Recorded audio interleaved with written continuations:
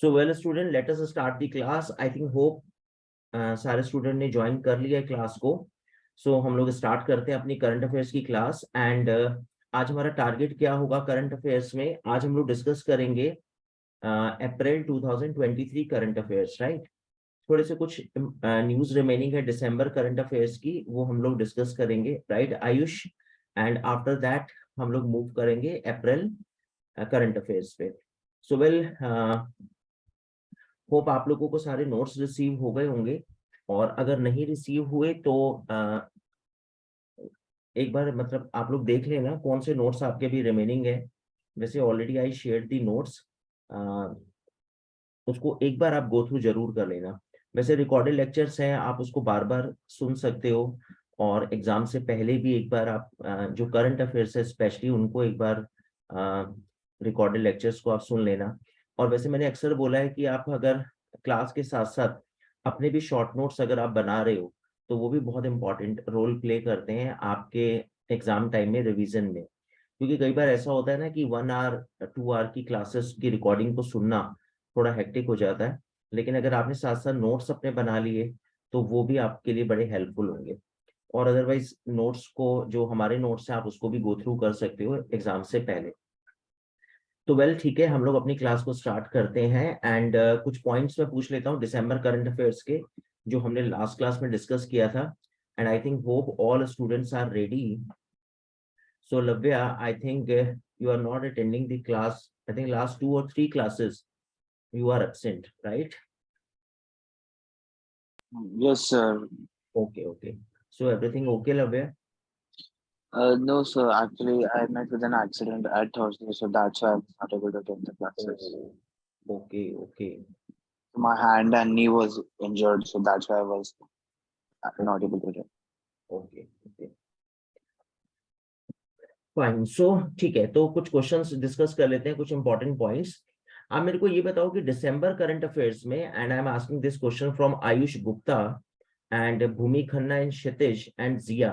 मैंने कुछ आपके साथ कोल माइंस डिस्कस की थी। एंड उस कोल माइंस में मैं आपसे एक बड़ी इंपॉर्टेंट कोल माइन है, और वो है Talcher. So could you please tell me where is Talcher coal mine of India? Yes. And बाकी जो अदर स्टूडेंट्स हैं वो चैट बॉक्स पे एज यूजुअल अपना आंसर जो है टाइप कर सकते हैं। और अगर आप में से काफी सारे स्टूडेंट ने लास्ट क्लास में से अटेंड की थी। सो तलचर, ओके। सो रिया शर्मा ने आंसर दिया, thank you Riya. So Riya gave answer Odisha, and Bhumi Gupta also gave answer. Kshitij ने भी आंसर दिया कि उड़ीसा में सर। ओके फाइन आयुष, ठीक है। सो अगर आपने क्लास अटेंड नहीं करी तो please try to cover up all your जो भी पेंडिंग क्लासेस हैं उनको कवर अप करो जल्दी से, ठीक है। सो वेल, राइट भूमि खन्ना, राइट आंसर है उड़ीसा, ओके। एक और कोल माइंस में पूछ लेता हूँ, काफी फेमस है, that is Korba. So Abil, Surbhi and Kumud, could you please tell me where is Korba coal mines?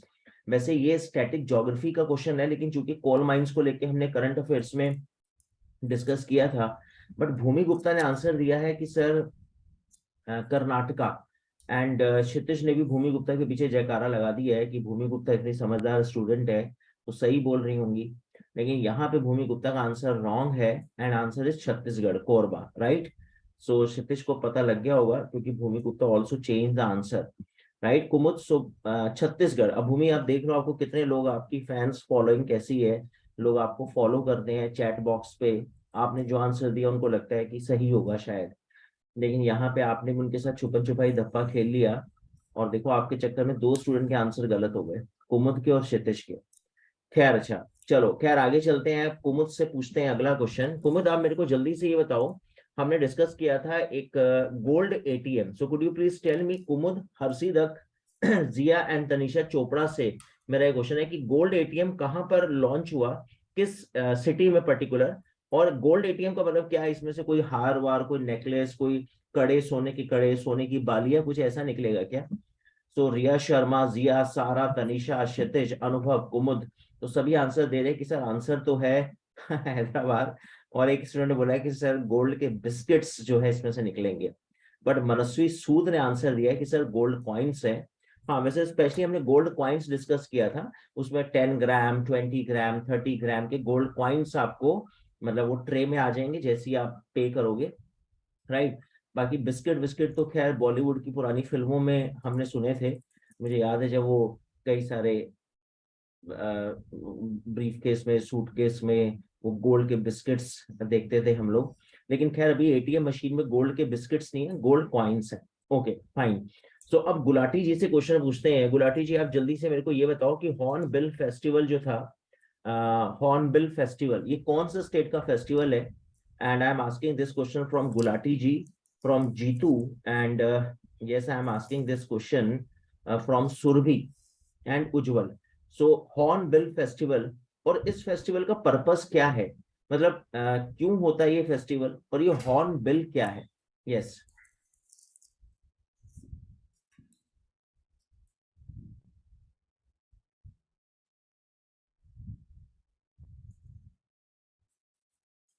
M I Audible?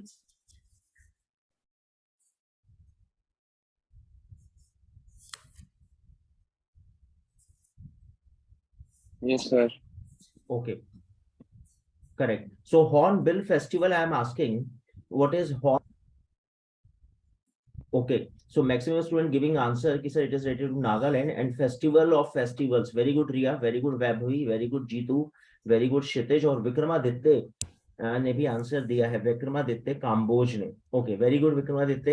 And मैंने आपको कुछ क्लासेस में पीछे देखा नहीं, लेकिन अगर आप आंसर दे रहे हो तो इसका मतलब आपने कहीं रिकॉर्डिंग सुनी होगी, एंड वेरी गुड करेक्ट है। चलो बहुत बढ़िया। अब अगला क्वेश्चन पर आते हैं, और अगला क्वेश्चन है मेरा भूमि खन्ना से, ब्रह्मजोत कौर से, and I am asking this question from Yakshit. Yakshit से पूछते हैं। So please tell me that I discuss great barrier reef. तो first of all tell me कि ग्रेट बैरियर रीफ है कहां पर? Okay very good Vikramaditya, it shows your sincerity towards your exam. So great barrier reef कहां पर है ये मैंने पूछा, और आप लोगों ने आंसर देना शुरू कर दिया, वेरी गुड। एंड हमने क्यों डिस्कस किया करंट अफेयर्स में? सो यस रिया, रेडमी, ईशा, अनुभव, लव्या, दिवजोत, भूमि खन्ना। ओके सो यस आप लोग का आंसर बिल्कुल सही है, क्योंकि सर अभी ये डेंजर डेंजर लिस्ट में आ चुका है।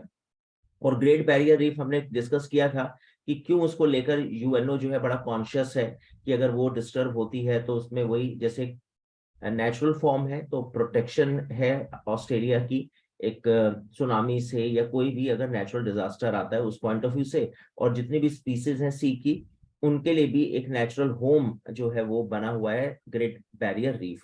चलो ठीक है वेरी गुड सर, एक बारी माइंस वाली क्लास का समरी दे देना प्लीज। ठीक है Surabhi, correct, I will definitely. yes all the water life will be endangered, yes correct Riya Sharma, very good. So आप लोगों के आंसर देख के मुझे लगता है कि आप लोगों ने बड़े सिंसियरली क्लास को सुना, and it shows your studiousness, very good correct. So global aviation safety ranking में अनुभव वैभवी से मेरा क्वेश्चन है कि इंडिया की रैंक क्या है और टॉप किस कंट्री ने किया, that is my question. So Anubhav तो खैर ऑलवेज एवरग्रीन है, उसके आंसर हमेशा ऑलवेज ही is ready with the answer. So 48, Sara ने थोड़ा सा एक कम बताया अनुभव से, 47, लेकिन मेरे ख्याल से 48 सही है। Sir where will I be able to attend the old classes? Yakshit आप रिकॉर्डेड लेक्चर्स जो है मैं शेयर कर देता हूँ मैम के साथ, तो आप मैम से रिकॉर्डेड लेक्चर्स आप ले सकते हो, राइट। अच्छा तो 48 है, यस करेक्ट है। एंड सिंगापुर हमने बोला ही था कि टॉप पर था, चांगी एयरपोर्ट को तो हमने अपनी क्लासेस में भी डिस्कस किया था, है ना। तो ओके वेलकम यक्षित। सो वेल हमने ये तो डिस्कस किया ही था कि चांगी एयरपोर्ट सिंगापुर का बेस्ट एयरपोर्ट है, और वैसे भी सेफ्टी पॉइंट ऑफ व्यू से भी वो टॉप पर है, तो वो बेस्ट तो कई सारे नॉर्म्स में होगा, उसमें सेफ्टी भी था, और एक सेफ्टी की अलग से भी लिस्ट बनती है, रैंक बनती है, करेक्ट है, वेरी गुड। अच्छा ठीक है, फिर अगला क्वेश्चन आपसे पूछते हैं, और वो क्वेश्चन ये था कि आप मेरे को जल्दी से ये बताओ, Brahmjot Kaur, Abil, Jeetu and iPad से मेरा क्वेश्चन है कि टोटल कितने नेशनल बैंक है, और उसमें best bank of the year 2022। सो फिर से अनुभव ने बाजी मारी है पहले आंसर देकर, एंड रेडमी तो खैर और शानदार आंसर दिया इन्होंने कि 11 प्लस एसबीआई, मतलब इन्होंने गुरुजी की बात को पूरा फॉलो करा है कि sir 11 national and 1 PSU. Very good Redmi, correct. और अनुभव ने बोला पंजाब नेशनल बैंक बेस्ट। गंतव्य, ओ गंतव्य को भी हमने फर्स्ट टाइम अपनी क्लास में देखा, and I feel very proud that Gantavya attending the class. So maybe अब इनकी फर्स्ट क्लास है या कई सारी क्लासेस की रिकॉर्डिंग सुन चुके हो शायद। बट SBI रॉन्ग आंसर है गंतव्य। बट यस, हम सैल्यूट करते हैं कि आपने रॉन्ग आंसर बड़े कॉन्फिडेंस से दिया है। एंड इसका राइट आंसर वैसे आप लोग नहीं दे पा रहे। आयुष गुप्ता, मतलब तुम लोगों ने तो रॉन्ग की झड़ी लगा दी कि भाई वर्ड मैं सही वाला भूल गया अपना, तुम्हारे रॉन्ग आंसर की कॉन्फिडेंस देकर। वैसे इसका आंसर कैनरा बैंक था, और जिस तरह से तुमने आंसर दिया उससे तो मुझे दहशत हो गई। मेरा ब्लड प्रेशर जो है ना लो हो गया कि तुम लोग इतना वाहियात आंसर दे क्यों रहे हो। वैसे कैनरा बैंक था, अगर आप लोगों को याद हो। Yes, Canara bank, right.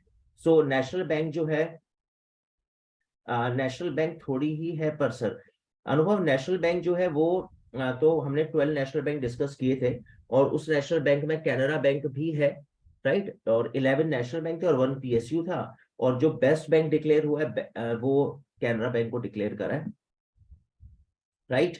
अच्छा ठीक है, चलो। तो कोई कंफ्यूजन मेरे ख्याल से होनी नहीं चाहिए, तो सीधा सीधा स्ट्रेट फॉरवर्ड क्वेश्चन था। अच्छा, अब आप मेरे को ये बताओ, मैंने आप लोगों के साथ एक repo rate, reverse repo rate, bank rate है ना, MSF मार्जिनल स्टैंडिंग फैसिलिटी। तो मेरा क्वेश्चन है अबिल से, रिया शर्मा एंड यक्षित से, विक्रमादित्य से, गंतव्य से, उन स्टूडेंट से पूछ लेते हैं जिनको मैं आज फर्स्ट टाइम देख रहा हूँ। ये इंपॉर्टेंट नहीं है सुरभि कि 35 BPS to 6.25%, but yes, clapping है आपके लिए कि आपने आ, इसका आंसर ऐसे दिया। इसका मतलब आपने छोटी छोटी बातों को भी नोट किया है, वेरी गुड। बट मेरा क्वेश्चन ना कुछ अलग था। मेरा क्वेश्चन ये था कि ओवरनाइट लोन, कमर्शियल बैंक जो है, ये हमारे जो बैंक है वो RBI से जो ओवरनाइट लोन लेते हैं ना, उसके लिए क्या टर्म यूज होती है, that is my question.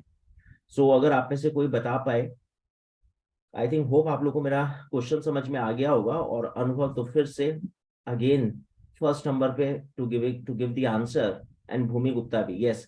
So MSF हमने डिस्कस किया था, marginal standing facility, overnight loan होता है। Very good Divjot, very good Surbhi, Bhumi, अनुभव।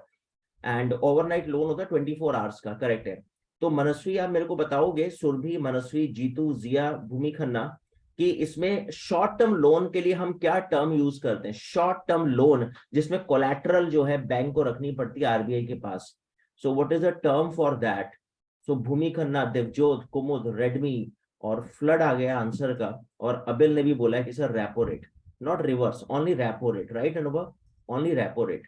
अच्छा, तो आप मेरे को ये बताओ कि जब RBI बैंक से कैश लेता है और उसको बॉन्ड देता है, तो उसके लिए हम क्या टर्म यूज करते हैं। और बैंक इंटरेस्ट खाता है RBI से, so bank taking interest from RBI, so what is that term. Kumud, Ayush Gupta, Tanisha Chopra and Realme, Realme and Nishtha से मेरा क्वेश्चन है।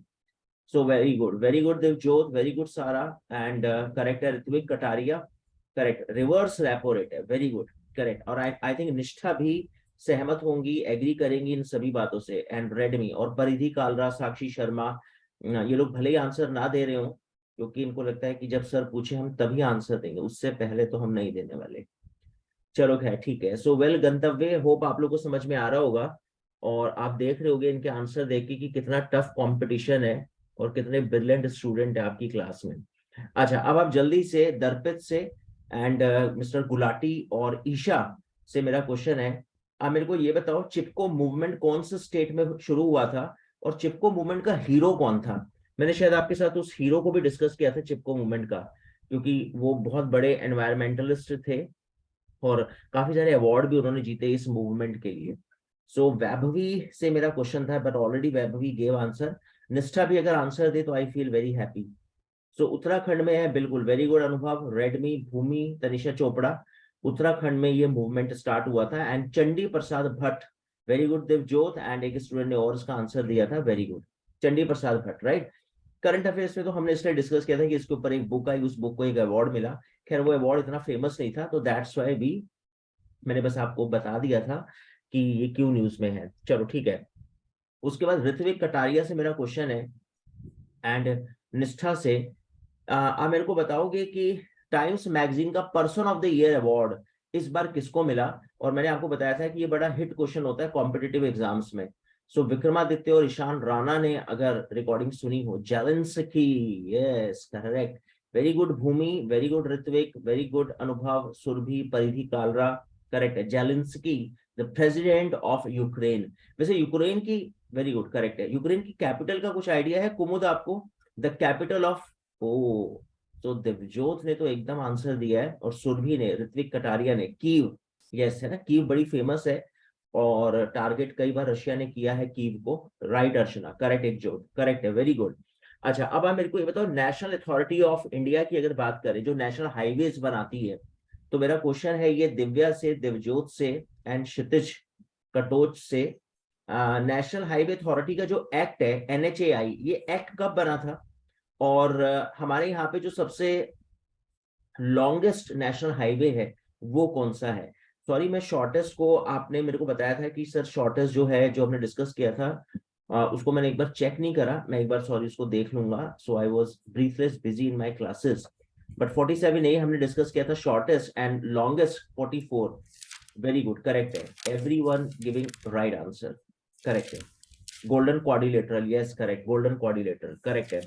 अच्छा उसके बाद जल्दी से आप मेरे को लास्ट दो बातें, फिर हम अपने उसी स्लाइड पर आ जाएंगे जो हमारी लास्ट थी। आप मेरे को सिर्फ इतना बताओ कि ब्लाइंड, अभी एक मैच हुआ था T20, सो T20 blind, third T20 world cup था, हर्षिदक, ऋत्विक, रेडमी, रिया से मेरा क्वेश्चन है, who won blind T20 world cup? And सभी ने आंसर दिया बिल्कुल करेक्ट, इंडिया, क्योंकि इंडिया ने जीता इसलिए थोड़ा इंपॉर्टेंट है, और मुझे लगता है कि इसके आने के चांस बन सकते हैं, क्योंकि जब जब हिंदुस्तान जीता लास्ट ईयर और उससे लास्ट ईयर, तो मतलब लास्ट टाइम और उससे लास्ट टाइम, सो ये एग्जाम्स में क्वेश्चन आया, तो दैट्स व्हाई मुझे लगा कि थर्ड टाइम शायद फिर आ जाए, करेक्ट। एंड उसके बाद रफाल, रफाल फाइटर प्लेन, मैंने आपको बताया था, Tanisha, Nishtha, Isha, Sara and Surbhi, Abil, Rafale fighter plane हमने कहां से परचेज किया? रफाल, मिग एंड F-35, आप इन तीनों के मैन्युफैक्चरिंग कंट्रीज के नाम अगर आप बता दो, वैसे सभी आंसर दे रहे हैं, फ्लड आ गया आंसर का कि रशिया, एंड मिग हम सबको पता है, वेरी गुड, आप लोग आंसर सही दे रहे हो, Russia, and F-35 United States of America. So I think hope Darpit बिल्कुल एग्री करेंगे और गंतव्य आंसर दे रहे हैं, so I feel very happy to see Gantavya in chat box. ठीक है student, thank you very much for participating in this session, and आप लोग जिस तरह से आंसर देते हो, आई ऑलवेज फील गुड कि आप लोगों ने पिछली क्लास को, इसका मतलब बहुत अच्छे से सिंसियरली आपने उस क्लास को अटेंड किया।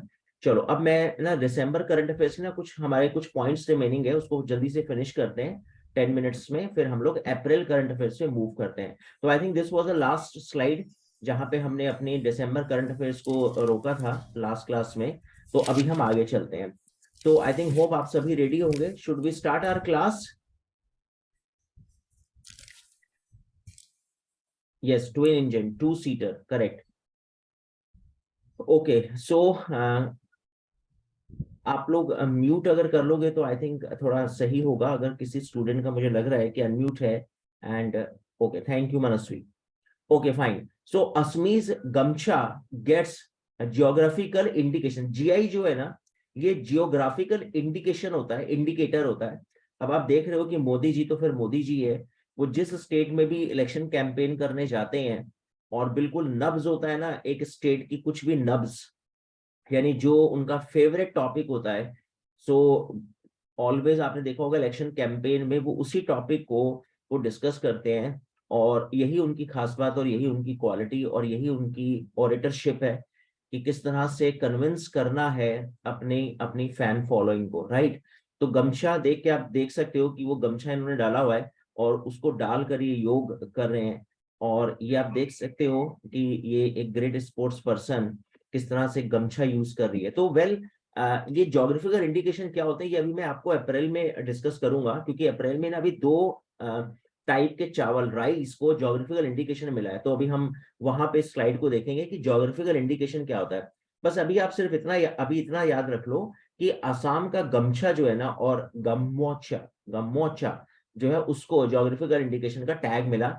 ये एक बेहद सूती कपड़ा होता है, कॉटन स्टफ होता है, और आपने देखा होगा जनरली नॉर्थ इंडिया में या जितने भी विलेजर्स हैं उस सर पे गमछा रख लेते हैं, क्योंकि जब हीट पड़ती है सन की, तो अगर आपके सर पे गमछा है तो थोड़ा सा उसको प्रोटेक्ट करता है।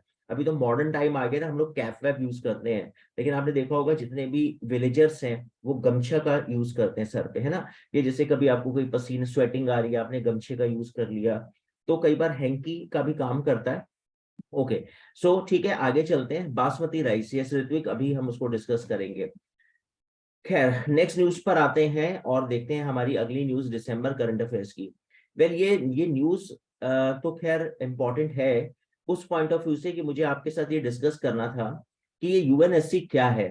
तो पहले मैं आपको ये बता दूं कि यूएनएससी की फुल फॉर्म अगर कोई बता पाए मेरे को तो बहुत अच्छा लगेगा। और ये क्वेश्चन अबिल और अर्चना अरोड़ा से मैं पूछ लेता हूँ, गंतव्य भी अगर बता पाए, what does UNSC stands for, UNSC की फुल फॉर्म क्या है। तो अगर कोई बताए। जीतू ने आंसर दिया है कि sir United Nation security council, yes correct है, राइट है, वेरी गुड। अच्छा, तो अब मैं आपको पहले एक चीज और समझा देता हूँ। असल में क्या है कि आप ऐसे मान के चलो कि एक तो आपने यूएनएससी की फुल फॉर्म मुझे बता ही दी है ना, यूएनएससी, तो यूनाइटेड नेशन सिक्योरिटी काउंसिल। और इसी के साथ ना एक होती है आपकी general assembly, right, general assembly. अब ये जो जनरल असेंबली है ना, जनरल असेंबली की अगर हम बात करें तो इसमें पूरे यूएनओ के जितने भी मेंबर्स हैं ना, वो सब इसके अंदर मेंबर होंगे। सपोज मैं ऐसे मानूं कि 190 कंट्रीज हैं और ऑलमोस्ट जितने भी वर्ल्ड में नेशन है वो सब जनरल असेंबली के मेंबर हैं, राइट। यूएनएससी में टोटल मेंबरशिप कितनी होती है, इसमें मेंबरशिप होती है 5 + 5 + 10, यानी अगर मैं इसको जोड़ूं तो ये टोटल कितना बैठेगा, ये टोटल आपका बैठेगा 15, राइट। तो यूनाइटेड नेशन सिक्योरिटी काउंसिल में टोटल 15 कंट्रीज मेंबर होंगी। लेकिन जनरल असेंबली की अगर मैं बात करूं तो उसमें ऑलमोस्ट मान लेते हैं, चलो एक राउंड फिगर है, 190 मेंबर्स, उस पूरा का पूरा वर्ल्ड जनरल असेंबली में मेंबर है। अब यूएनएससी और जनरल असेंबली में डिफरेंस क्या है, तो थोड़ा इसको थोड़ी क्लैरिटी ले लेते हैं, क्योंकि अप्रैल में भी ये टॉपिक अभी न्यूज में था, तो यहीं पे इसको डिस्कस कर लेते हैं। हाँ करेक्ट है, करेक्ट रिएक्शन 198। अब बात यहाँ पे है कि ये जो 5 है ना, ये तो है मकान मालिक यूनाइटेड नेशन ऑर्गेनाइजेशन के। तो मैं यक्षित से ही पूछ लेता हूँ, वैसे आयुष गुप्ता से भी पूछ सकते हैं, एंड गंतव्य से पूछ सकते हैं, विक्रमादित्य से पूछ सकते हैं। यूनाइटेड नेशन ऑर्गेनाइजेशन के 5 परमानेंट मेंबर्स, यानी मकान मालिक, जिन्होंने सबसे पहले यूएनओ के बारे में सोचा सेकेंड वर्ल्ड वॉर के बाद, क्योंकि हम सबको ये बात तो पता ही है कि यूएनओ का ओरिजिन कब हुआ था, 1945, 24 अक्टूबर। तो वेल, अनुभव ने आंसर दिया है यूएसए, जीतू ने बोला चाइना यूएसएसआर, आयुष ने बोला यूएस, जीतू ने बोला फ्रांस, एंड क्षितिज ने बोला China Russia USA France, correct है, वेरी गुड। तो मेरे ख्याल से बिल्कुल नो डाउट आप लोग को आइडिया है कि यूनाइटेड स्टेट ऑफ अमेरिका है, राइट। उसके बाद अगर बात करें तो कौन है, यूनाइटेड किंगडम है, यूके है, बिल्कुल। उसके बाद आप लोगों ने ही मेरे को बताया फ्रांस है, और उसके बाद अगर हम लोग देखें तो रशिया एंड चाइना, करेक्ट। अब ये जो 5 परमानेंट मेंबर्स है ना, इनका डंका बजता है यूएनओ में, यानी ये डोमिनेट करते हैं। यानी अब अगर किसी भी बात पे डिस्कशन करना है तो 3:2 से वो मुद्दा पास होगा, वो टॉपिक जो है पास होगा, करेक्ट। जैसे फॉर एग्जांपल रशिया ने अटैक किया यूक्रेन के ऊपर, तो अब ये बात सही है या गलत, तो इसमें भाई देखो यूएसए यूके फ्रांस हो तो बोलेंगे कि बिल्कुल गलत बात है जी। अब रशिया के साथ चाइना खड़ा है तो इन्होंने कहा कि नहीं जी, ये बात बिल्कुल सही थी, अटैक करना बनता है। लेकिन आपको पता है इन पांचों को वीटो पावर है, यानी ये अपने सिंगल वोट के दम पे भी किसी टॉपिक को पास होने से मना कर सकते हैं, ठीक है, करेक्ट है। अब चक्कर क्या है, तो इनका दबदबा चलता है। अब ये जो 10 कंट्री है, ये 10 कंट्री कौन है, ये बेचारे 2 साल के लिए आते हैं और इनको इनके साथ बैठने का मौका मिलता है, ये देखते हैं कि ये पांचों काम कैसे करते हैं। तो ये टोटल 15 टीम हो जाती है, ये 2 साल के लिए आते हैं और फिर ये चले जाते हैं। लेकिन ऐसा फॉर्मुटेशन कॉम्बिनेशन है कि हर साल 5 कंट्री इन 5 कंट्री आउट हो जाते हैं। तो आप समझ लो, हर साल एवरी ईयर यहाँ पे इलेक्शन होते हैं, तो 5 कंट्री नए आ जाते हैं और 5 कंट्री यहां से बाहर निकल जाते हैं, और जो बाहर निकलते हैं उनके 2 साल कंप्लीट हो चुके होते हैं। इट इज जस्ट लाइक अ राज्यसभा, वो जैसे हम बोलते हैं ना राज्यसभा के MP 6 years, and after every 2 year 1/3 out 1/3 इन, तो सेम ऐसे यूएनएससी में 5 आउट 5 इन, तो टोटल 10 हमेशा रहते हैं, नॉन परमानेंट मेंबर्स बोलते हैं इनको, करेक्ट। अब जो यहाँ पर एक बार नॉन परमानेंट मेंबर बन जाएगा, उसका दोबारा नंबर आता है 19 ईयर्स के बाद, 19 साल के बाद आपका दोबारा टर्न आएगा। कुछ अल्फाबेटिकली होता है और कॉन्टिनेंट वाइज जो है वो चूज होते हैं 5 मेंबर्स, नए 5 मेंबर्स एवरी ईयर। खैर, हम उस कैलकुलेशन में भी नहीं जाते। ये पॉइंट मैं आपके साथ इसलिए डिस्कस कर रहा हूँ, गंतव्य और विक्रमादित्य स्पेशली आप लोगों को बता रहा हूँ। इंडिया कई सालों से चिल्ला रहा है कि यार एक बात बताओ, तुम पांचों के पांचों मकान मालिक बन के बैठ गए, सुनते तुम किसी की हो नहीं। मैं भी परमानेंट मेंबर बनना चाहता हूं, मुझे भी परमानेंट मेंबर बनाओ। तो इंडिया अपने फेवर में कुछ अच्छी अच्छी बातें बता रहा है कि why I deserve permanent member in United Nation security council, यानी आपने आपको परमानेंट मेंबरशिप बढ़ानी चाहिए यूएनएससी में। तो इंडिया अपने कुछ प्लस पॉइंट और इंडिया अपने कुछ माइनस पॉइंट काउंट, मतलब प्लस पॉइंट इंडिया की तरफ से, और ये जो अगेंस्ट है कि इंडिया को नहीं आना चाहिए, वो कुछ इंडिया के 5 माइनस पॉइंट्स बताते हैं। खैर, ये मैं भी आपके साथ अभी डिस्कस नहीं कर रहा, बाद में करूंगा। करंट अफेयर्स खत्म होने के बाद मैं आप ही से पूछूंगा कि इंडिया के +5 और -5 आप बताओगे। तो अब आप समझ लो, यूनाइटेड स्टेट ऑफ अमेरिका को तो हमने पूरा सेट कर रखा है मोदी जी ने। पहले तो डोनाल्ड ट्रंप और जो बिडेन के साथ भी अभी ठीक ठाक रिलेशन है, तो उसकी तरफ से हमें ओके है।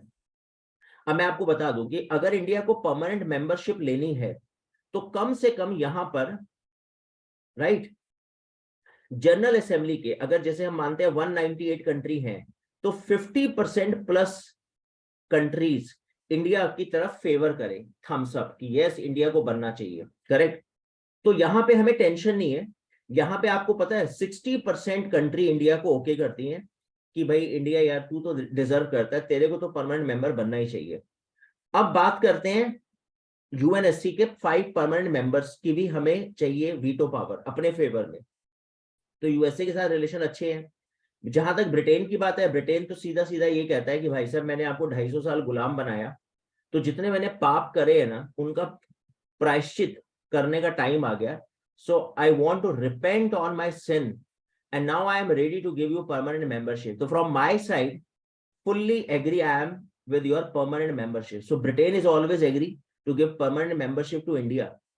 And so far as France is concerned, I already discussed with you that point, that in one Republic Day, we invited the President of France and we showed 3 hours Republic Day parade. And we showed all our weapons, missile, fighter jet, fighter planes, and France की हालत खराब हो गई वो सब देखकर, and just little bit sweating president के, तो माथे पे भी पसीने छुट गए वो हमारे वेपन्स और वो सब देखकर। फिर हमने पूछा सर करोगे ना ओके, कहने लगा हाँ जी हमारी तरफ से तो हाँ ही है।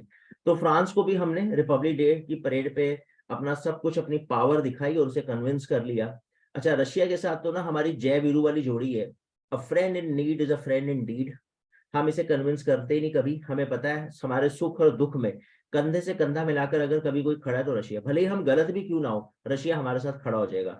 और देख लो, हम भी थोड़ा दोस्ती तो निभाते ही हैं। अब रशिया यूक्रेन पर अटैक कर रहा है, हमें पता है वैसे रशिया की गलती है, उस बेचारे छोटे कंट्री को दबा दिया इसने। लेकिन हम खुली जुबान में कभी ये नहीं बोल पाए, इतने 1 साल हो गया, लास्ट 1 ईयर, कि यार रशिया भाई तेरी गलती है। हम ये कह रहे हैं भाई वॉर नहीं होनी चाहिए, वॉर बहुत ही गलत होती है, this is very wrong decision. Ukraine को भी हम समझाते हैं कि प्लीज आप शांत हो जाओ, जबकि हमें पता है फॉल्ट है व्लादिमीर पुतिन का। तो खैर रशिया के साथ अच्छे रिलेशन है। बस इस सब में जो सबसे बड़ा संकट है, और वो कौन है, चाइना, शी जिनपिंग। अब इसकी वजह से ना हम बड़े घबराए रहते हैं, क्योंकि पांचों की पांचों कंसेंट हमें चाहिए to become the permanent member in UNSC. और चाइना तो आप समझ ही लो कि चाइना चाइना ही है, ये मर जाएगा, लेकिन ये कभी इंडिया के लिए हानि करेगा। तो हमें बस अगर कन्विंस करना है तो किसको, चाइना को कन्विंस कर रहा है, और इसी को कन्विंस करने की जद्दोजहद चलती रहती है। मैंने आपको बताया था कि एक हमने मॉक ड्रिल शुरू करी थी चाइना के साथ। ये वही मॉक ड्रिल, ये उसी कन्विंस करने का मतलब एक फंडा था। और उस मॉक ड्रिल का नाम अगर परिधि, कालरा, निष्ठा या लव्या में से कोई बताए, so what was the name of that mock drill. अभी तो खैर थोड़ा सा पेंडिंग हो गई, अभी नहीं कर पा रहे हम उसके साथ, बट एवरी ईयर हमने कहा था सर एक मॉक ड्रिल आपके साथ करेंगे।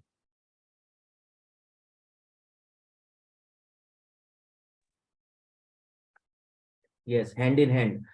मुझे याद है कि जब मोदी जी प्राइम मिनिस्टर बने थे तो शी जिनपिंग के साथ बड़ी दोस्ती वोस्ती निभा रहे थे, उसको अहमदाबाद बुलाया, साबरमती आश्रम दिखाया, गांधी जी की मूर्ति भी भेंट कर दी इनडायरेक्टली, नॉन वायलेंस, मतलब ये हमारा मोटिव था उसको बताएं, क्योंकि हमेशा वायलेंस के मोड में रहता है इंडिया के साथ।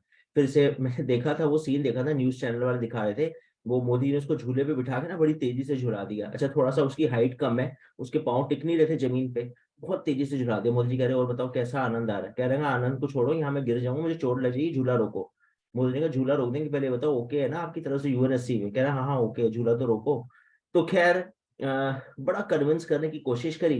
फिर उसके बाद वो डोकलाम वाला इशू हो गया, और फिर आप देख ही रहे हो कि हर साल ये बॉर्डर पर आकर ना कुछ टेंशन क्रिएट कर देता है। तो अभी ना हम भी सरेंडर कर चुके हैं कि चाइना को संभालना बड़ा मुश्किल है, और बिना चाइना के हम यूएनएससी में एंट्री ले नहीं सकते, तो वो थोड़ा टफ है।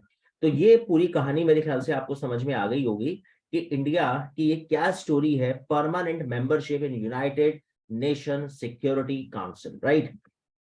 तो इंडिया के 5+ और 5- वो बाद में डिस्कस करेंगे। फिलहाल दिसंबर करंट अफेयर को जरा जल्दी से पहले पैक करते हैं। खैर एडीबी वाली न्यूज तो मैंने, अच्छा पहले बताओ कि आप लोगों को ये बात समझ में आ गई ना जो मैंने डिस्कस करी है। मिस्टर गुलाटी, आईपैड, ईशान राणा, और जो नए स्टूडेंट है गंतव्य और विक्रमादित्य, तो खैर पुराने हैं लेकिन कभी कभी ये गायब हो जाते हैं 4-4 क्लास में, और फिर अचानक से नए लगने लगते हैं 6ठी क्लास में। सो विक्रमादित्य आपको समझ में आया, मनस्वी, लव्या, कुमुद, जीतू, जिया क्लियर है जो हमने डिस्कस किया, यूएनएससी का क्या इशू है। Thank you Surabhi, thank you Aryan, thank you Ikjot, thank you Paridhi, thank you Yakshit, correct correct, ठीक है डन। और थोड़े से ना करंट अफेयर जनरली जब आप टच में रहते हो ना तो आपका खुद का अपना आईक्यू लेवल भी डेवलप हो जाता है, फिर आपको थोड़ा ना न्यूज देखने में भी थोड़ा इंटरेस्ट आएगा। और ये इंटरनेशनल रिलेशन तो बड़े इंटरेस्टिंग है, मुझे वर्ल्ड में इंटरनेशनल रिलेशन बहुत अच्छे लगते हैं। जब मैं इनके डिप्लोमेटिक चालें देखता हूँ ना, तो लगता है कि मतलब किस तरह से ये लोग कन्विंस करते हैं अपने दोस्तों को और अपने दुश्मनों को। खैर अच्छा, तो अब बात करते हैं एडीबी की। एडीबी के बारे में ये कोई खास बात नहीं है ना, मुझे ये डिस्कस करना है।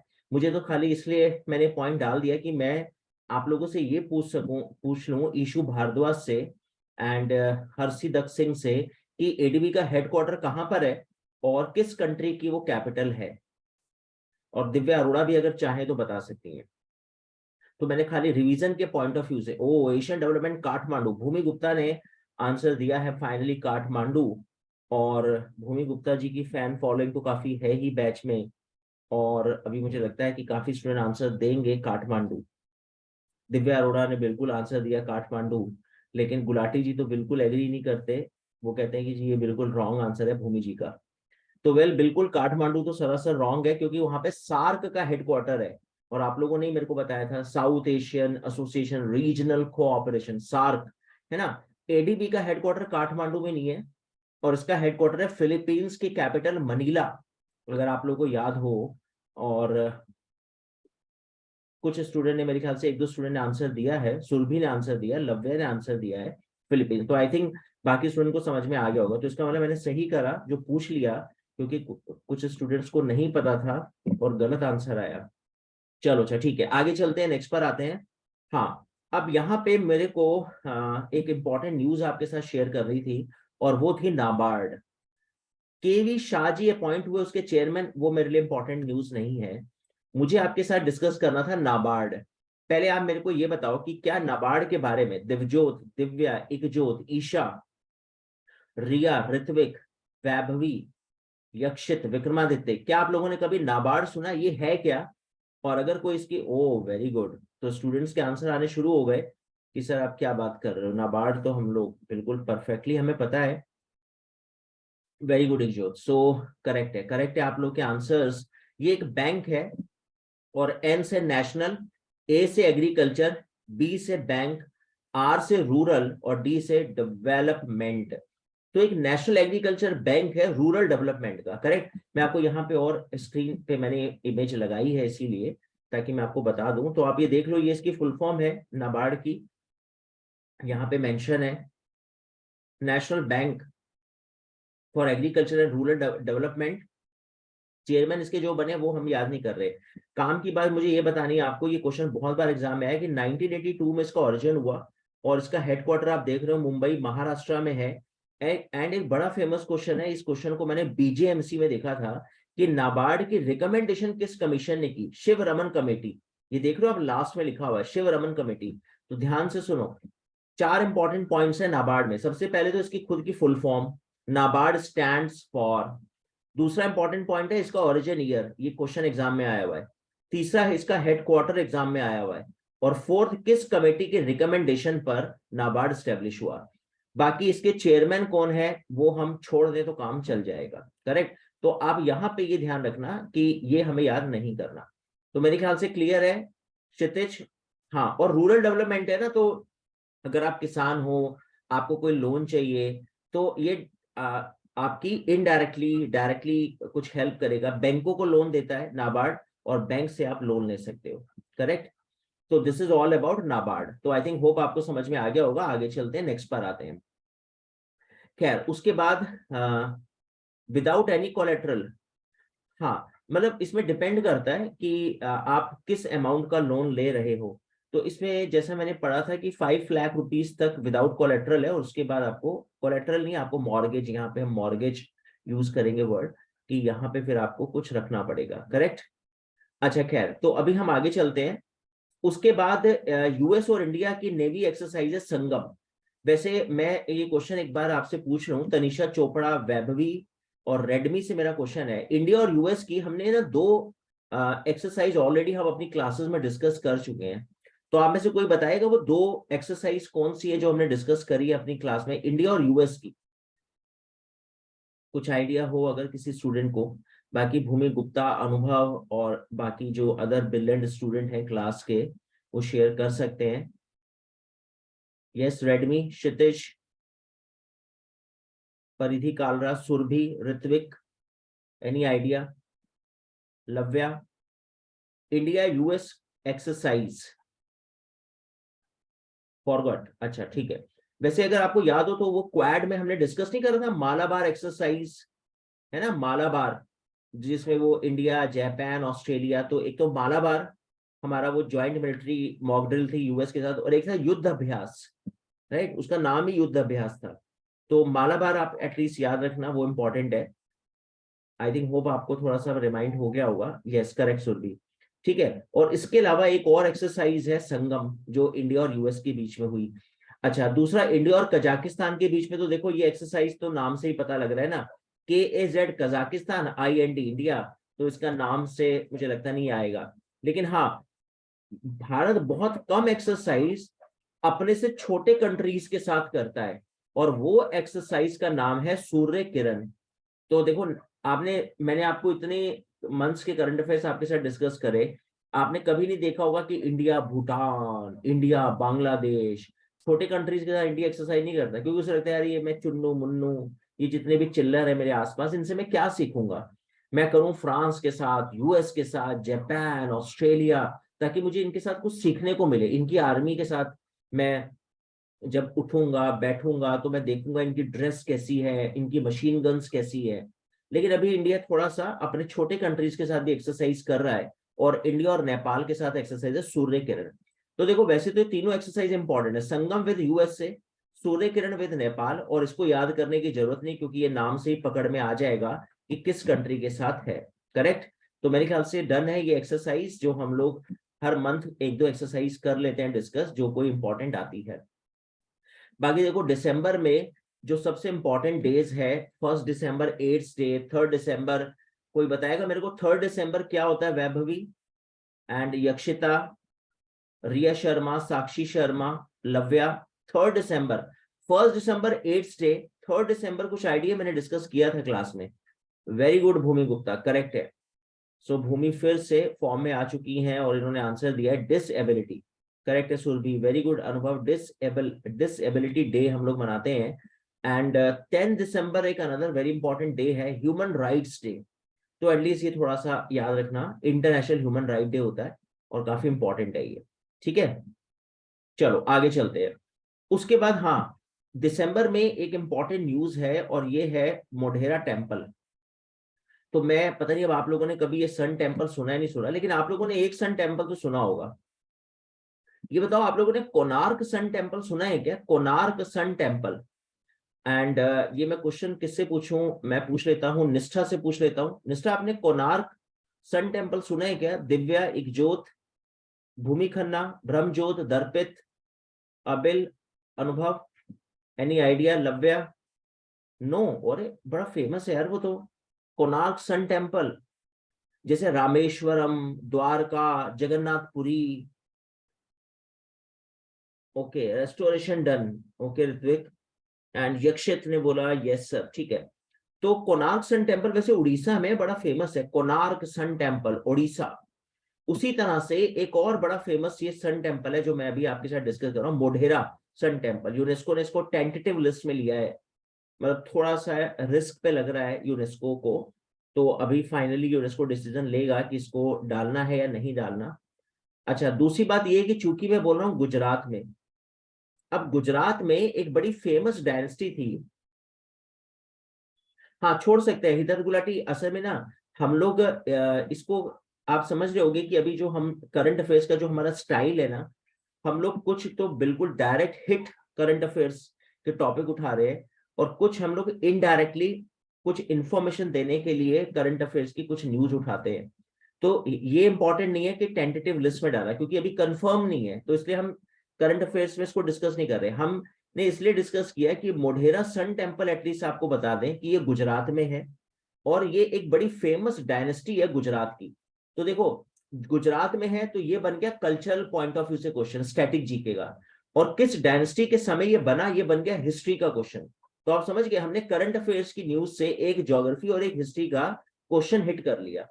तो आप में से अगर कोई मुझे बता पाए गुजरात की कोई फेमस डायनेस्टी अगर आप लोग जानते हो, अर्चना अरोड़ा, आयुष गुप्ता, अबिल से मेरा क्वेश्चन है, कोई गुजरात का आइडिया है कि आप में से कोई स्टूडेंट गुजरात से हो और उसको आइडिया हो कि सर हमारे यहाँ पर ये बड़ी फेमस डायनेस्टी ने रूल किया था?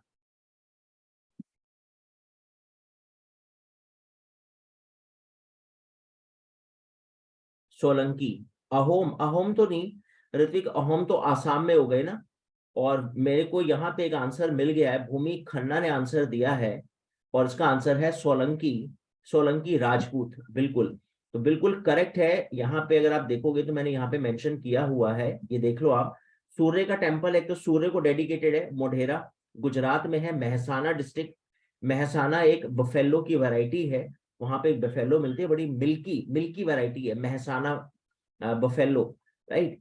खैर, ये जो मैं आपको बता रहा हूँ ये सोलंकी चालुक्य डायनेस्टी है, अनिलवाड़ा के चालुक्यास। आपने पता नहीं कभी हिस्ट्री में सुना हो, the Chalukyas of Anilwada, right. तो भीम फर्स्ट रूलर थे जिन्होंने इस टेम्पल को बनाया।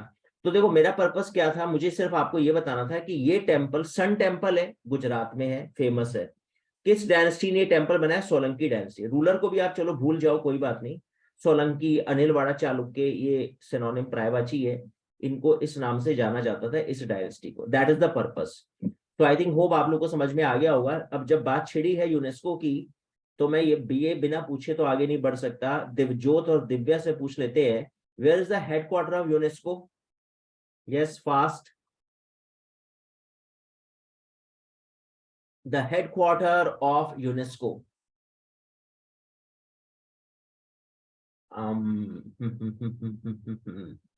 तो इसका मतलब मेरा तीर जो है ना निशाने पे लगा है, और जैसा मुझे डर था वही हुआ। और ऋत्विक ने तो और ब्लंडर आंसर दे दिया है, वॉशिंगटन। वैसे यूनेस्को का हेडक्वार्टर न्यूयॉर्क में नहीं है, वो यूनिसेफ का है, United nation international child emergency fund का। वैसे इसका हेडक्वार्टर है Paris. Very good Bhumi, very good यक्षित।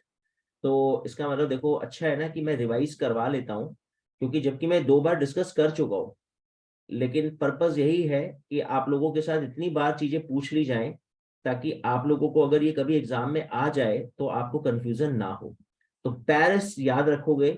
अगर आपको लग रहा है, देखो एक स्मार्ट स्टूडेंट जो चैंपियन मटेरियल होते हैं, जो टॉपर्स होते हैं, जब हम आईएएस की प्रिपरेशन करवाते हैं ना, 500 बच्चा बैठा होता है बैच में, उसमें से ना 4 बच्चा ना आईएएस का एग्जाम क्रैक कर देता है, और 1 साल के बाद ना वो लाल बत्ती वाली गाड़ी में घूम रहा होता है, और 2 गनमैन उसके आगे ही होते हैं और 2 गनमैन पीछे।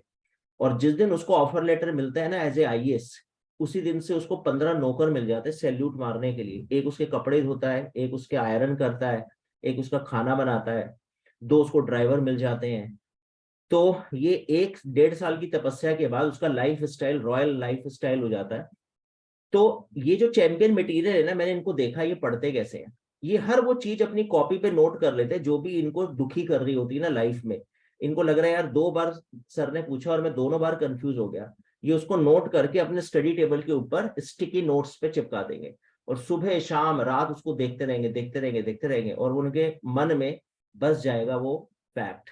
करेक्ट। तो आप भी ये काम कर लेना अगर आपको लगा कि ये मिस हो रहा है। इसका हेडक्वार्टर तो यूनेस्को पेरिस है। चलो ठीक है, वेरी गुड, आगे बढ़ते हैं, नेक्स्ट पर आते हैं। अब वैसे तो देखो बड़ी इंटरेस्टिंग इंटरेस्टिंग बातें हैं। खैर यहाँ पे तो India announce candidature for UNSC membership 2028-29 term. ये मैंने आपके साथ यूएनएससी का मुद्दा डिस्कस कर लिया, बाकी ये न्यूज इंपॉर्टेंट नहीं है। हाँ, डब्ल्यूटीओ के बारे में मैं आपके साथ डिस्कस करूंगा। डब्ल्यूटीओ एक रेगुलेटर है, वर्ल्ड ट्रेड ऑर्गेनाइजेशन, सब लोग जानते होंगे। लेकिन पहले तो मैं आपसे ये पूछ लूं कि इसका हेडक्वार्टर कहाँ पर है। कोई मेरे को बताएगा कि डब्ल्यूटीओ का हेडक्वार्टर कहाँ है? दर्पित, कुछ आइडिया है आपको? Vikramaditya, Gantavya, where is the headquarter of WTO? रेडमी, Riya, Sakshi, Surbhi, Vaibhavi, Nishtha, Yakshit. The headquarter of WTO, वैसे मैंने बातों बातों में शायद बताया भी था कि डब्ल्यूटीओ और डब्ल्यूएचओ दोनों का हेडक्वार्टर सेम है, मतलब सेम प्लेस में है। And yes, very good, correct है जी, स्विट्जरलैंड। Yes, Switzerland, right. तो स्विट्जरलैंड जिनेवा, वहां का फेमस सिटी है जिनेवा, तो करेक्ट है। अब डब्ल्यूटीओ को लेकर भी मैं आपके साथ डिस्कस करूंगा बाद में। अभी बस आप इतना जान लो कि डब्ल्यूटीओ का ओरिजिन हुआ था 1 जनवरी 1995 में, राइट। और इसका मेन पर्पस क्या है? वर्ल्ड के ट्रेड एंड कॉमर्स को रेगुलेट करना। अब देखो मैं आपको एक एग्जांपल दे देता हूं। मतलब असल में क्या हुआ, जैसे अभी हम बात करते थे ना राइस की, चावल की, तो बासमती राइस है ना, आप सबको पता होगा कि इंडिया का बासमती राइस बड़ा फेमस है और पूरे वर्ल्ड में धूम मचाता है। हमने इसका पेटेंट करवा रखा है। अब पाकिस्तान देखो इतना कमबख्त है ये, इसे तो हर चीज ना पापा की ही करनी है। अब ये इसने भी ना अपना मार्केट में राइस लॉन्च कर दिया बासमती के नाम से, तो हमने डब्ल्यूटीओ को कंप्लेन कर दिया। हमने कहा सर ये देखो जरा, इसे इसकी हरकतें देखो आप, ये बासमती नाम से राइस क्यों बेच रहा है? तो डब्ल्यूटीओ ने डांट लगाई कि यार ये क्या तरीका है, जब बासमती का पेटेंट है इंडिया का तो आप कैसे बेच रहे हो? तो उसने कहा सॉरी सर सॉरी, वो गलती हो गई, मिस्टेक हो गई, मैं चेंज कर देता ना। तो आपको पता है इसने नाम क्या रखा? कासमती। मतलब बाज नहीं आएगा। तो इसे लग रहा है टोन भी सेम रख दो तो क्या पता मेरा भी चावल बिक जाए पापा के साथ साथ। तो खैर बात ये है कि डब्ल्यूटीओ का अब आप समझ गए ना फंक्शन क्या है। पेटेंट हम लोग जब करवाते हैं और कोई भी अगर इशू हो तो हम डब्ल्यूटीओ में कंप्लेन कर सकते हैं ट्रेड रिलेटेड। तो कोई भी अगर बदमाशी कर रहा है ट्रेड में और इसके नॉर्म्स को फॉलो नहीं कर रहा, कंपटीशन, हेल्दी कंपटीशन आपको करना है, ये डब्ल्यूटीओ के नॉर्म्स है, करेक्ट। वैसे इसका पुराना नाम था GATT, general agreement tariffs and trade, और बाद में इसको बन गया ये डब्ल्यूटीओ, राइट। तो गैट था 1948, मैं करूंगा बाद में डिस्कस, अभी आप छोड़ दो कोई बात नहीं अगर आप नहीं नोट कर रहे, बस आप इतना लिखो डब्ल्यूटीओ का ओरिजिन 1 जनवरी 1995, हेडक्वार्टर जिनेवा, करेक्ट। अभी बाद में करते हैं इसको डिस्कस। यस करेक्ट अनुभव, राइट। अच्छा खैर, उसके बाद ये तो अगर आपको याद हो मैंने एमसीक्यू में आपसे पूछ लिया था ये क्वेश्चन कि ग्लोबल फूड सिक्योरिटी में इंडिया की रैंक 68 है और फिनलैंड टॉप पर है। और ये वो कंट्रीज हैं यूरोप के, छोटे छोटे कंट्रीज हैं, फूड सिक्योरिटी क्यों नहीं होगी? इनकी पॉपुलेशन छत्तीसगढ़ मध्य प्रदेश के बराबर है। इतनी पॉपुलेशन ही जितना है प्रोडक्शन करते हैं। हमारे यहाँ तो इतनी पॉपुलेशन है कि कई सारी कंट्री मिलके भी इंडिया के लोगों को खाना खिलाए तब भी पूरा ना पड़े। तो हमारे यहाँ पे फूड सिक्योरिटी का थोड़ा सा ना गड़बड़ी है, इसलिए आप देख लो इंडिया की रैंक 68 रैंक पर है इंडिया फूड सिक्योरिटी में। तो उसका मतलब यहाँ पे लोगों को 2 वक्त की रोटी खाने में भी स्ट्रगल है। और इंडिया का बीपीएल सेक्शन ही जब 30% है, तो उसका मतलब बीपीएल का मतलब आप समझते हो ना, जिन्हें 2 वक्त की रोटी खाने को नहीं मिलती टाइम पे। इसीलिए मैं क्लास में ना ये हमेशा डिस्कस करता हूँ कि कोशिश करो खाना वेस्ट मत करो, और उतना ही लो जितना खाना है, क्योंकि उन कंट्रीज और उन लोगों से पूछो जिनको 2 वक्त की रोटी भी खाने को तरस जाते हैं जो लोग, और हम कितना खाना वेस्ट कर देते हैं शादियों में, पार्टी में, अपने घरों में। और अगर वो वेस्ट होता है तो कोशिश करो किसी पक्षी को, किसी एनिमल को डाल दो, कम से कम नाली में, सिंक में मत फेंको, करेक्ट। तो this is my request to all of you, so please save the food because the rank of India you can see 68th rank, correct, and Finland is on top. चलो ठीक है, done है जी, आगे चलते हैं, next पर आते हैं। एंड आई थिंक अभी देख लेते हैं, अभी हमारी बातें रह गई हैं, करेक्ट, फिनिश है यहाँ पर, ठीक है। तो ये कुछ और इम्पोर्टेंट पॉइंट्स जल्दी से देख लेते हैं और फिर दिसंबर को पैक करके हम मूव करते हैं अप्रैल पे। तो वेल, ये भी मुझे लगता है कि हम लोग तो ऑलरेडी डिस्कस कर ही चुके हैं, blind cricket world cup already discuss किया है ना। And hockey world cup trophy जो है, ये तो खैर पुरानी न्यूज है, क्योंकि हमने तो हॉकी वर्ल्ड कप हो गया था, इंडिया की 9th रैंक आई थी, क्योंकि दिसंबर की बात है ना, तो उस समय ट्रॉफी इंडिया में आई थी, उसको अनवेल किया था हमारी मिनिस्ट्री ने। खैर, और ये अग्नि 5 मिसाइल भी मैं आपके साथ डिस्कस कर चुका हूं, अगर आपको याद हो। आप मेरे को बताओगे, अगर आप लोग को रिमेम्बर हो, अबिल, अनुभव, अर्चना, आयुष, अग्नि 5 की जो रेंज है, वो क्या रेंज है अग्नि 5 की, मैंने पिछली क्लास में डिस्कस किया था specially. But according to the population the rank is good और नॉट? हाँ भूमि, करेक्ट है, पॉपुलेशन को देखते हुए तो हमारी रैंक ठीक है, कि कम से कम इतने लोगों को हम फूड सिक्योरिटी दे पा रहे हैं, for that point of view it is good. But I think कुछ स्टूडेंट अग्नि 5 की रेंज शेयर कर रहे हैं, और बिल्कुल करेक्ट है, 5500। तो मैंने आपको बताया था कि ये मिसाइल बनाकर हमने किसको, हाँ, पाकिस्तान के कंपेयर में तो बिल्कुल राइट। अच्छा ये बताओ, 5500 की रेंज बनाकर हमने किसको टारगेट पे लिया? लव्य, लव्य तो खैर पिछली क्लास में नहीं था, बाकी कोई और स्टूडेंट अगर बताए, 5500 की रेंज बनाकर किसके पसीने छूट गए जब उसको पता लगा कि इंडिया ने ये मिसाइल लॉन्च कर ली है? Yes, very good students, correct है आप लोग का आंसर, चाइना है ना। तो चाइना को हमने दे दी टेंशन जब ये हमने मिसाइल बनाई, ठीक है जी, वेरी गुड, करेक्ट है। तो ठीक है, आगे चलते हैं, ये हम डिस्कस कर चुके थे। अच्छा ये बताओ, ये बैलिस्टिक है, क्रूज मिसाइल है? अबिल, अर्चना, और गंतव्य से तो खैर मैं नहीं पूछ सकता, क्योंकि उनको आइडिया नहीं होगा। निष्ठा और परिधि कालरा से पूछ सकते हैं, इज इट बैलिस्टिक और क्रूज मिसाइल? तो लव्य और भूमि खन्ना ने बोला है कि सर आपने एक बार बोला ही था कि ज्यादातर हमारी बैलिस्टिक है, क्रूज हमारी ब्रह्मोस, कुछ 2 और 3 मिसाइल्स है, उसमें ब्रह्मोस एक है, करेक्ट है। तो this is ballistic missile, very good everyone, correct, very good Akshit, right Archana, ठीक है। आगे चलते हैं, तो ये वो हमारी मिसाइल है जो मैंने यहाँ पे इमेज में दिखाई। तो ठीक है, आगे चलते हैं, नेक्स्ट पर आते हैं। एंड अर्जेंटीना ने फीफा वर्ल्ड कप जीता, ये तो हम ऑलरेडी डिस्कस कर चुके हैं, है ना। अर्जेंटीना ने कतर में हुआ था 2022 का फुटबॉल वर्ल्ड कप, करेक्ट है, ये हमने डिस्कस करा हुआ है। अच्छा इसमें, हाँ, ये एक इम्पॉर्टेंट डेज है दिसंबर में, ये दोनों डेज बड़े इंपॉर्टेंट है, वैसे तो तीनों ही है, इसलिए मैंने ब्लू कलर कर दिया है। जिस जिस पे मैं ब्लू कलर यूज करता हूँ ना, फॉन्ट, तो आप थोड़ा सा उसको फोकस करना जब आप रिवाइज करोगे। जैसे minority day, mathematics day, farmers day, जैसे 1 मई को हम लोग लेबर डे मनाते हैं ना, उसी तरह 23 दिसंबर इंडियन फार्मर डे बड़ा फेमस है, करेक्ट। तो जैसे दिसंबर में हमारे क्या क्या डेज आए, 1 दिसंबर एड्स, 3 दिसंबर हमने भी डिस्कस किया डिसेबिलिटी, 10 दिसंबर इंटरनेशनल ह्यूमन राइट, और फिर उसके बाद 18 दिसंबर minority, then 22 mathematics, and then farmers day, right. हाँ, 4 दिसंबर, ये very good Manasvi, let me clap. मैंने वो आर्मी के डेज डिस्कस करना, navy, army, air force and infantry, 4 दिसंबर, 8 अक्टूबर, 15 जनवरी, वेरी गुड मनस्वी, करेक्ट, बिल्कुल, ये भी हमने डेज डिस्कस करे थे अपने तीनों आर्मी के। ठीक है जी, डन है, करेक्ट करेक्ट करेक्ट, आगे चलते हैं, इसमें कोई खास बात नहीं, कोई खास बात नहीं है। और उसके बाद आते हैं 2 बातें इंपॉर्टेंट, एंड हमारा फिनिश हुआ दिसंबर करंट पे। सो लास्ट 2 पॉइंट, नेपाल के अभी हमारे prime minister Pushpa Kamal Dahal appointed as a prime minister of Nepal. So ठीक है जी, डन है, नेपाल के प्राइम मिनिस्टर जो है वो पुष्प कमल दहल बने हैं। लेकिन मेरा पर्पस ये था कि मैं आपसे नेपाल के बारे में कुछ पूछ लूं, और मैं पूछता हूँ ईशा, इकजोत, हरमन और हर्षिदक से, एंड मिस्टर गुलाटी जी से। सो प्लीज मेरे को बताओ, नेपाल इंडिया के कौन से स्टेट्स को टच करता है? How many states touching Nepal of India, that is my question. मैं इंडिया का मैप भी आपको साथ साथ रिवाइज करवा रहा हूँ ज्योग्राफी के पॉइंट ऑफ व्यू से, इसको पॉलिटिकल मैप बोलते हैं। वेल, इकजोत ने बिल्कुल आंसर दिया है डिजिट्स में कि 5 स्टेट्स हैं इंडिया के, ठीक है, कोई और होनहार बालक या बालिका? तो यूपी, सिक्किम, बिहार, वेस्ट बंगाल, लव्या ने आंसर दिया है। ठीक है, देखते हैं एक बार, मैं आपको मैप दिखा देता हूं और देख लो आप, इंट्रोस्पेक्शन कर लो अपना कि आप सही हो या गलत। सो गुलाटी जी ने भी बोला है आंसर, ठीक है, तो देख लो, देख लेते हैं इसमें।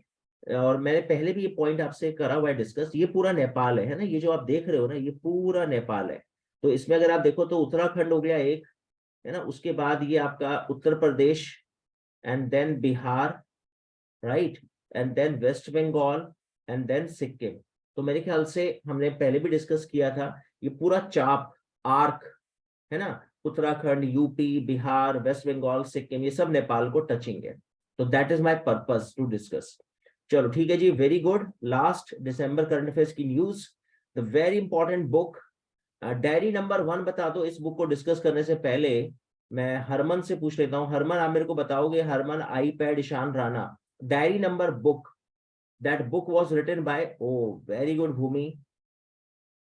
सो भूमि का आंसर मेरे ख्याल से यहाँ करेक्ट है, और बाकी लोग भी एग्री करेंगे, लव्या ने भी एग्री करा है, एक जोत, परिधि, तनिषा, इसे Ranjan Gogoi is the right answer. Very good Tanisha, correct है ना। सो बिल्कुल करेक्ट है, रंजन गोगोई की थी। एंड वो अंबेडकर लाइफ हमने एक बुक डिस्कस करी थी, लव्या कुछ आइडिया है? साक्षी शर्मा कुछ आइडिया है? परिधि, अंबेडकर लाइफ, वो भी एक बड़े रिनाउंड राइटर ने लिखी थी, कांग्रेस के मिनिस्टर रह चुके हैं। Very good Divjot, very good Lavya. Shashi Tharoor, good one, good one, very good, ठीक है, डन, शाबाश, राइट तनिषा, शशि थरूर। तो उसी तरह से हमारी एक और बुक है मनस्वी, और ये बुक है हमारी आरबीआई के गवर्नर, फॉर्मर गवर्नर है रंगाराजन।